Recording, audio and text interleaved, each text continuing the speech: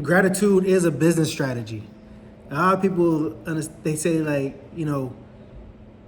you're successful if you're here tomorrow, right? Like your business is successful if you are able to still do business tomorrow. And people don't find enough gratefulness in sticking around and being there.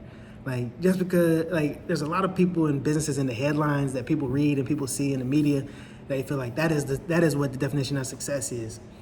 The definition of success is still being in business. It's still being able to have customers. It's still being able to have clients. That is what gratitude is. A lot of people can have a business, have a great business, be ungrateful for what they have and lose everything.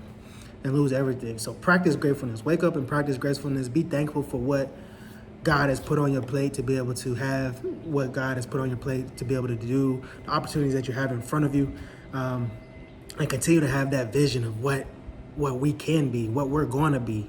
That'll keep you around. That's a business strategy right there.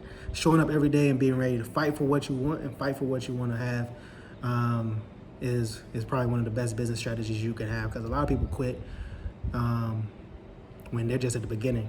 They're just at the beginning of the race. Things aren't working out how they like to see it. Things aren't going as they want to be. But persistence and consistency and resolve is probably some of the best things that we can have right here, right? We can't teach those things when it comes to businesses, and I wish investors would understand that as well. Like they talk about, a lot of investors that I've talked to, they talk about we're looking for that one founder. We're looking for that founder right there, and a lot of their investments go to zero because they were trying to return the fund with a 100x investment. But I don't know, maybe it's just me, but I'd rather still take my chance on the guys that will be around and the businesses aren't failing. The guys that are going to be around because they can run a business, they can do a resolve, they can run it with little capital, they can do it lean, giving them the best chance at hitting 100 million, returning your fund, versus taking a hope and a wish on people that are unproven. So investors definitely need to figure out a way to measure the soft skills of an investor, right? Not just like the hard financial skills. This is what we're going to do. This is what we're going to do. This is what we're going to do. But where's the resiliency at? Where's the refuse to lose?